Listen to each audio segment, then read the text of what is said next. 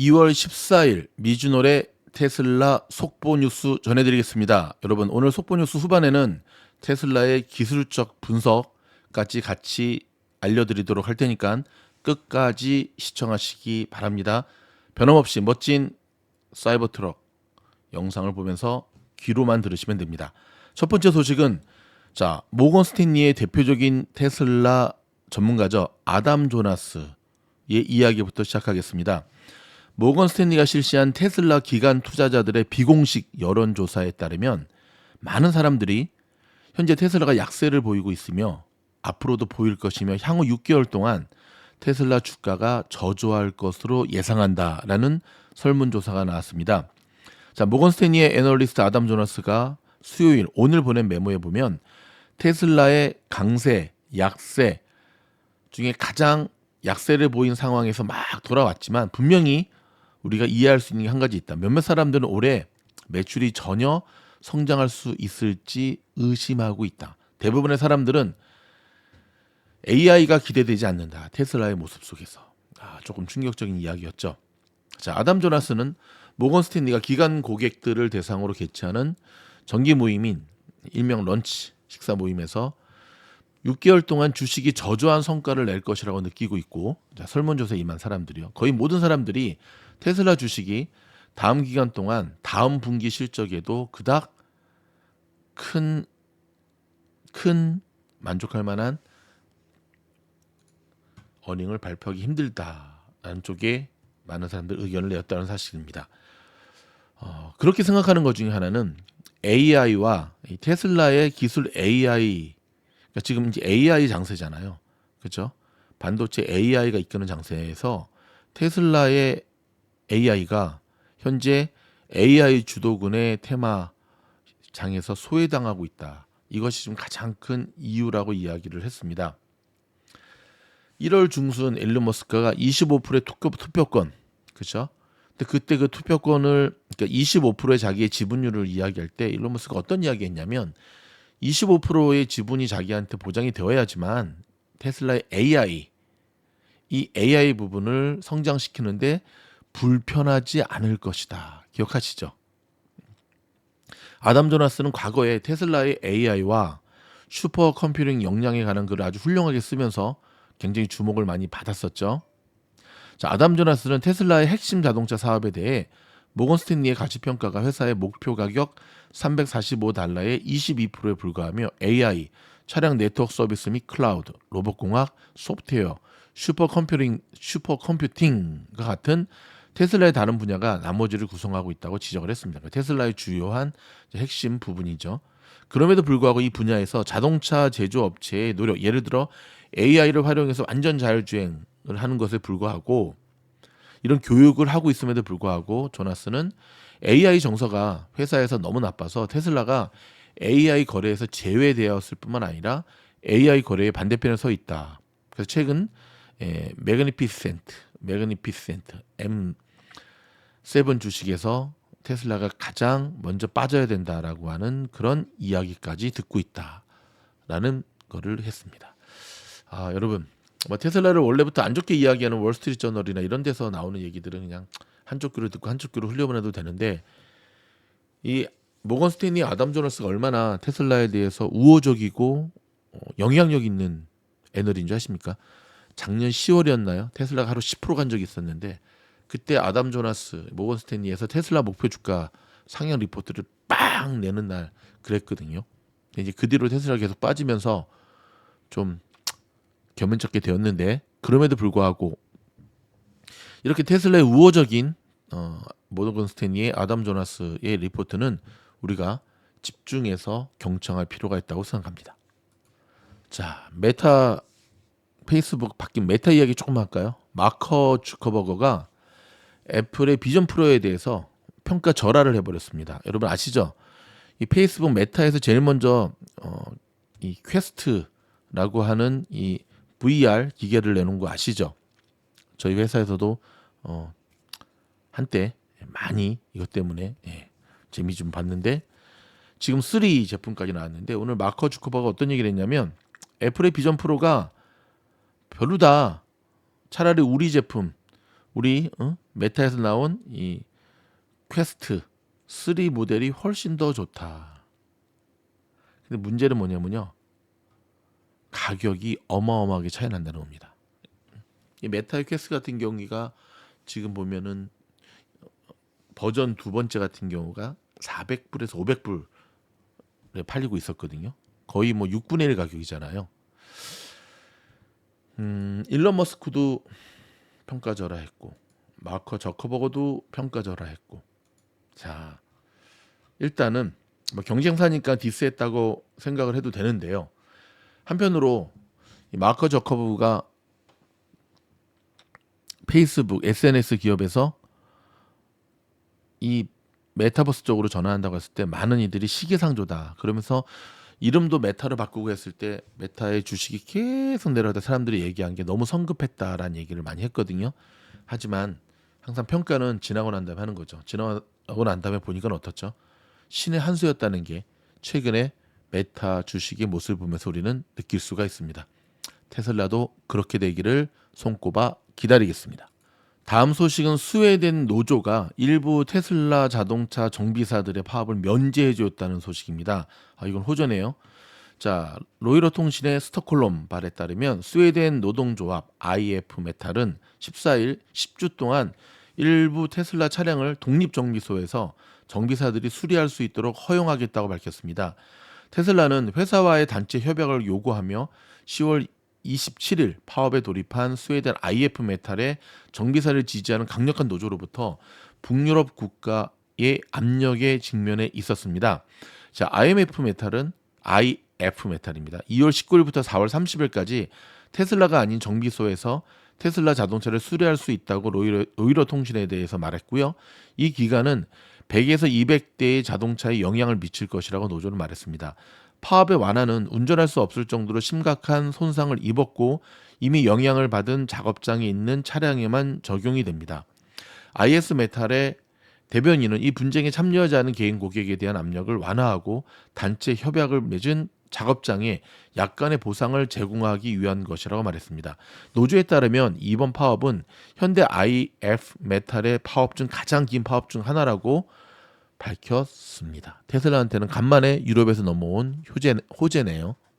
자, 일론 머스크가 법원에 서류를 제출했는데요. 다름이 아니라 지난번은 델라웨어 CEO의 560억 달러 급여 패키지를 무효로 한 판결에서 승리했잖아요.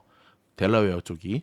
자, 일론 머스크가 그의 주주들과 함께 판사에게 항소가 해결될 때까지 자신의 판결을 일시 중지해 줄 것을 요청할 것이라고 화요일 미 연방 법원에 보낸 서한이 밝혔습니다.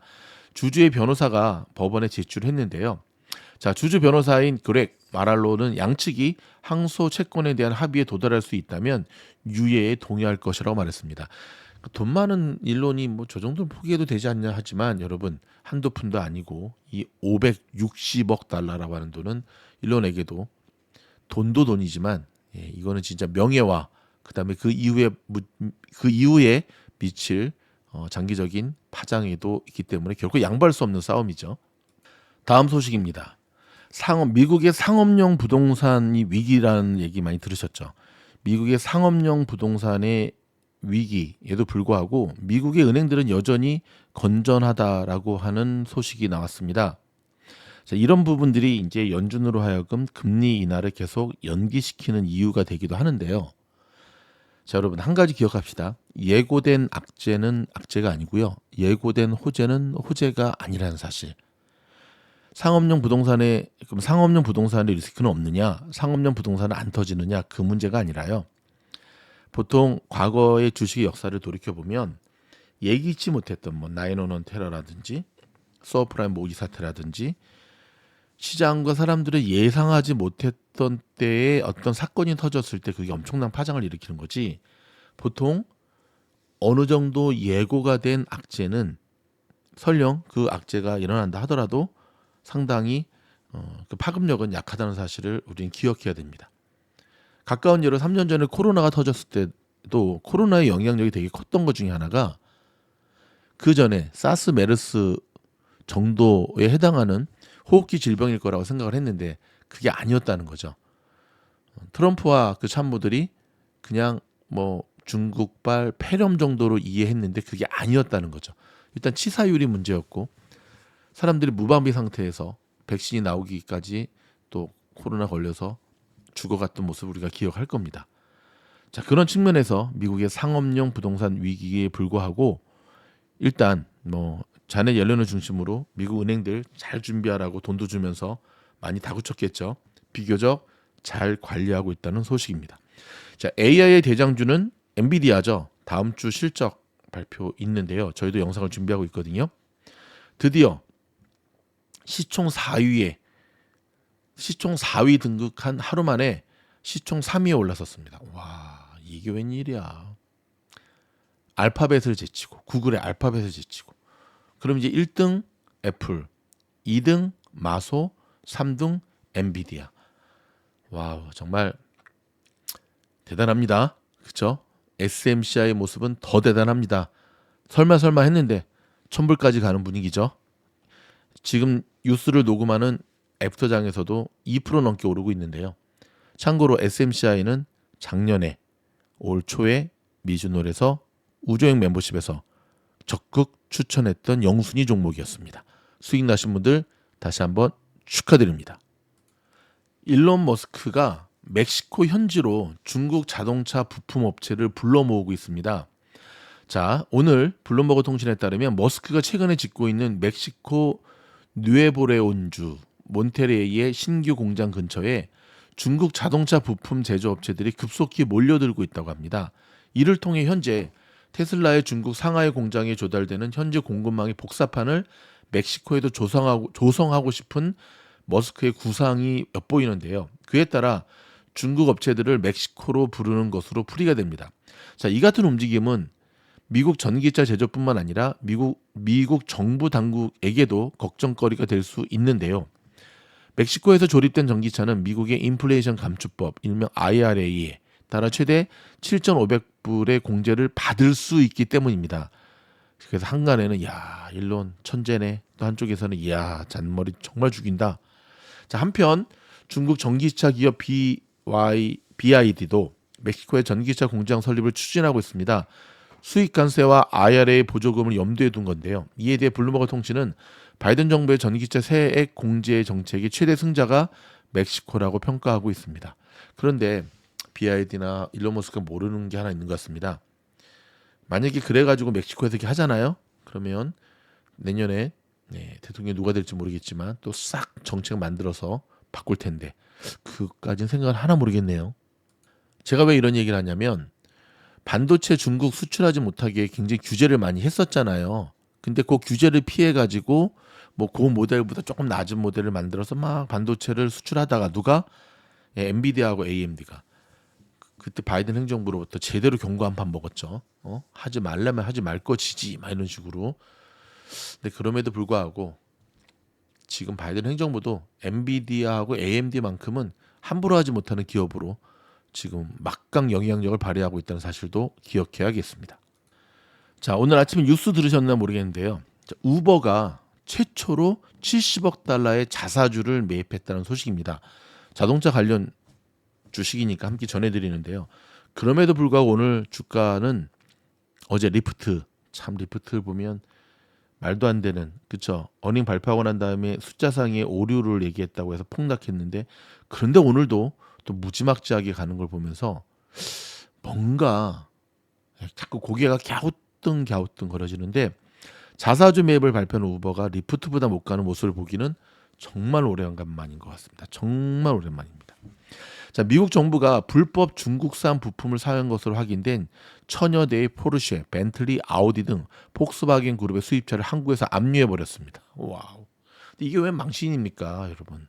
벤틀리, 아우디, 포르쉐 다 이 명품 회사들이 속였죠. 속이고 뭐를 끌었었냐면 중국산 파트를 써가지고 저 망신을 당했다는 소식입니다. 지금 한국에 묶여 있다는 얘기네요. 자, 흥미로운 소식 한 가지 전해드리겠습니다. 좀 전에 말씀드린 대로 어저께 실적 발표한 리프트가 순이익 마진율에 0을 하나 더 붙이는 실수를 저질렀잖아요. 그 주가가 폭등했다가 실수인 걸 밝혀져서 폭락을 했잖아요. 근데 이 리프트의 깜짝 실적이 주가 폭등 방아쇠가 됐는데 이 깜짝 실적 배경에는 뜻밖에도 미국의 지금 전 세계적으로 유명한 테일러 스위프트가 있다고 하는 소식입니다. 자, 리프트는 전날 지난해 4분기 실적 발표에서 예약 대비 순이익 마진율이 올해 5%로 늘어날 것이라고 밝혔는데요. 뒤에 리프트 최고 재무 책임자 CFO가 실수가 있었다면 0을 하나 뺀 5%가 아니라 0.5%라고 수정했지만 주가는 폭등세를 지속했죠. 오늘까지. 자, 월스트리트저널에 따르면 전날 애프터마켓의 거래에서 리프트는 마진율에 0이 하나 더 붙자 60% 넘게 폭등했었습니다. 어제 영상에서 보여드렸죠. 주식 거래 당상수를 차지하는 컴퓨터를 통한 프로그램 매매가 이 새로운 주식의 소식에 즉각 반응했기 때문인데요. 리프트는 오늘 정규 거래에서도 최대 40% 가까이 폭등했습니다. 오전장에서 38% 폭등한 16불 77달러까지 뛰었는데요. 비록 0을 하나 더 붙이는 엄청난 실수가 있긴 했지만 실적이 좋았던 데다가 올해 실적 전망도 낙관적이었던 것이 주가 폭등으로 이어졌습니다. 지난해 4분기 매출은 시장 예상과 같은 12억 2천만 달러였지만 손실 규모가 2,600만 달러로 시장의 예상치인 6,900만 달러를 크게 밑돌았다는 소식이 주가 폭등으로 이어졌는데요. 자, 전날 애프터마켓에서 60% 급등한 거에 비해서는 절반 수준인 30% 상승률로 낮아지긴 했지만 리프트에 인한 주가 폭등세는 하루 상승폭으로는 IPO 이후 최고 수준에 육박했습니다. 리프트의 주가 폭등 배경에는 숨은 공신이 있었는데요. 지난해 신드롬을 일으킨 테일러 스위프트, 비욘세 같은 팝 가수들입니다. 지난해 차량 공유 총 예약 매출이 전년비 14% 증가한 138억 달러를 기록하며 시장 전망을 압도했는데요. 리프트는 실적 발표에서 지난 한 해 스타디움으로 향하는 이들이 늘면서 차량 공유가 전년 동기 대비 35% 넘게 폭증했다고 밝혔습니다. 리프트는 테일러 스위프트, 비욘세 콘서트, 그리고 테니스 리그인 US 오픈, 미식 축구 등 게임의 팬들을 불러 모았다고 전했습니다. 자, 리프트처럼 실적 발표에서 실수를 하는 기업들은 산발적으로 나오고 있는데요. 2019년에는 사이버 보안 업체인 크라우드 스트라이크는 1억 3,860만 달러라고 했어야 할 분기 매출 전망치를 앞에 일자를 빼고 3,860만 달러라고 발표한 적이 있습니다. 수정이 이루어지기 전 주가는 최대 6%까지 하락했고요. 바이오 제약 업체 갈레나는 2016년 공시에서 자사 진통제 과다 처방에 관한 조사가 이루어지고 있지 않다고 밝혀야 했지만 않다라는 말을 빼먹어 주가가 3% 가까이 급락하기도 했습니다.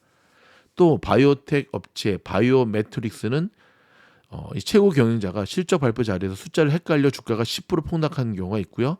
1999년 실적 발표에서 주사용 무릎 진통제 출하 규모를 3만 2천 개라고 발표했지만 CEO가 이를 2만 3천 개로 잘못 읽었습니다.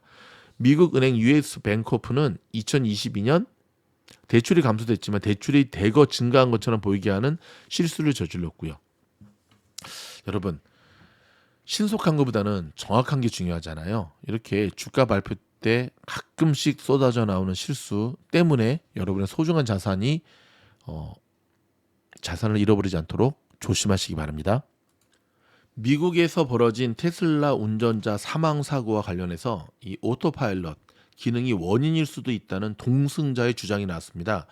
운전자가 음주 상태였던 것으로 확인이 되면서 정확한 사고 원인이 무엇인지 논란일 것으로 보여지는데요. 자, 워싱턴 포스트지는 2022년 5월 16일 미국 콜로라도주에서 일어난 테슬라 모델 3 운전자 사망 사고와 관련해 자율주행 기능이 작동 중이었다는 발언이 확보됐다고 보도했습니다. 사고 생존자가 911에 신고할 당시 자율주행 기능이 작동 중이라고 말한 음성 기록이 증거로 제시가 됐는데요.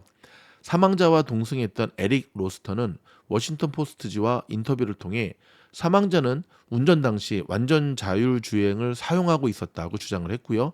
워싱턴 포스트지가 확보한 사망자의 차량 주문서에는 테슬라가 옵션으로 제공하는 완전 자율주행 기능이 포함되어 있었습니다.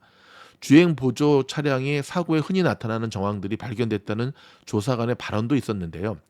콜로라도 주 순찰대 소속 로버트 메스드는 워싱턴 포스트지를 통해 운전자가 충돌 직전 갑자기 조작한 증거를 발견하지 못했음에도 차량이 도로를 벗어난 것은 주행 보조 기능이 작동한 다른 사고들과 비슷한 패턴이라고 의견을 모았습니다. 테슬라가 미국 도로교통안전국에 접수한 보고서에 따르면 해당 차량은 사고 직전 30초 전에 주행 보조 기능을 작동하고 있었던 것으로 파악이 됐고요. 이 기능이 완전 자율주행이었는지 오토파일럿이었는지는 확인되지 않고 있습니다. 자, 로버트 매드는 사고 지점이 외곽이라 무선 통신이 어려웠을 수도 있다고 덧붙였고요. 테슬라는 자율주행 관련 서비스를 주행을 보조하는 수준인 오토파일럿과 자율주행 수준이라고 광고하는 완전 자율주행 두 가지로 구분해 제공을 하는데요. 동승자가 제기한 주장이 입증되면 테슬라 차량이 완전 자율주행을 작동한 상태에서 사고를 일으켜 사망자가 나온 첫 사례가 됩니다. 다만 사망자는 부검 결과 혈중 알코올 농도가 0.26%, 미국의 법적 상한선의 3배 수준을 확인돼 논란이 이어질 것으로 예상이 됩니다. 미국의 조지타운 대학에서 자율주행 차량 관련 법을 가르치고 있는 에드 월터스 법학 교수는 워싱턴 포스트를 통해 사망자의 음주가 충돌 사고에 큰 영향을 미쳤을 것이라고 말했습니다. 저도 그렇게 생각합니다. 자, 어제는 CPI 쇼크 때문에 피바다장이었잖아요. 근데 골드만삭스가 흥미로운 리포트를 하나 발표했죠. 어저께 피바다장 걱정하지 마라. 곧 반등한다 그랬는데 하루 만에 반등했습니다. 와우. 오늘 프리장에서는 상당히 급등했다가 장이 시작하면서부터 푹 빠지면서 오전장만 봤을 때는 데드캣 바운스 장이었거든요. 근데 장 끝나기 2시간 전부터 엄청 끌어올려 가지고요. 다우는 플러스 0.40, 나삭은 플러스 1.30, S&P 500은 플러스 0.96으로 마쳤습니다. 참 해도 정말 경기 침체는 안 오는 것 같죠? 과연 그럴까요? 조금 더 지나고 봐야 되겠죠. 자, 약속드린 대로 자, 오늘 테슬라의 기술적 분석 이어지도록 하겠습니다. 자, 보시면 테슬라의 일봉 차트거든요. 자, 여전히 테슬라는 이 지루한 이 박스권 횡보를 이어가고 있는데요. 지난번 어닝 발표한 때가 1월 25일이었거든요. 그때부터 지금까지 계속 이 박스권 안에서 움직이는 모습을 보여주고 있고요. 지난번에 2월 6일 날, 그렇죠? 2월 5일 날 180불이 무너지는 175까지 딱 터치가 되고 바로 반등이 들어오면서 지금 올라서고 있는데, 하지만 여전히 기술적 저항선이 190불을 뚫지 못하고 이 안에서 움직이고 있습니다. 자, 많은 투자자들이 박스권에 갇히게 되면 되게 지루해하고 답답해하고 그 다음에 못 견뎌 하잖아요. 그리고 날아가는 뭐 SMCI라든지 엔비디아 보면은 아휴 저거 살 걸. 저도 그런 분들 요즘 되게 많이 보거든요. 테슬라에만 올인했던 분들이 아휴 지난 2년 동안 그냥 그 테슬라에 올인하지 않고 그 돈을 엔비디아에 올인했었으면 벌써 은퇴했다라고 얘기하는 분들도 많이 듣게 되는데, 여러분 그거 아십니까? 엔비디아가 한때 별명이 뭐였죠? 횡보디아. 한번 횡보 갇히면 6, 7개월은 박스권에 갇힌다고. 사실 그런 인고의 시절이 있었기 때문에 가능한 거거든요. 역으로 말하면 지금 테슬라의 박스권은 에너지가 모아가는, 저는 테슬라에 대한 안 좋은 뉴스들이 계속 나올 때마다 한편으로는 되게 역설적으로 좋습니다. 무슨 말이냐면은 악재가 저렇게 쏟아지는데도 지지되어주는 모습, 그렇죠? 뭐 매도 먼저 맞는 게 낫다고 나올 악재 다 나오라 이거죠. 그러면 올라가게 돼 있고요. 테슬라가 항상 역사를 보면 모든 악재가 다 쏟아져서 야 테슬라 끝나는 거 아니야 하는 순간이 그다음부터 테슬라가 올라가기 시작했다는 것. 저는 이번에도 그렇게 될 거라고 확신을 하거든요. 자, 지금 테슬라 1시간 봉 차트를 보면 여전히 박스권에서 움직이는 모습을 계속 보여주고 있고요. 이 박스권 매매 잘하시는 분들 요즘 되게 좋으시죠. 오늘 같은 경우도 초반에는 또 이렇게 확 빠지는 모습 보여줬지만 끊임없이 누군가가 테슬라에 지금 물량을 계속해서 쓸어담고 있습니다. 기간이죠. 오늘 테슬라 모습을 봐도 자, 한번 보십시오, 여러분. 오. 보세요. 1분봉이거든요. 이러한 결국은 이 상승의 패턴을 보여주고 있잖아요, 여러분. 그렇죠. 애프터에서는 얘는 왜 이렇게 쳐올렸는지 모르겠지만 애프터에서도 이런 모습. 그렇죠. 그리고 한 가지 아쉬운 건 이 상승 때 항상 거래량이 뒷받침이 안 된다는 것. 이게 좀 많이 아쉽죠. 예. 어찌됐든 다시금 어저께 180불이 깨지지 않고 버텨주면서 그러니까 지지선이 반등이 되면 버텨준다니까요. 이 멋진 다시 한번 도전의 모습을 보여주고 있거든요. 자, 꼭 참고하시면서 힘들더라도 지루하더라도 미진놀과 함께 꼭 이겨낼 수 있기를 바랍니다. 고맙습니다.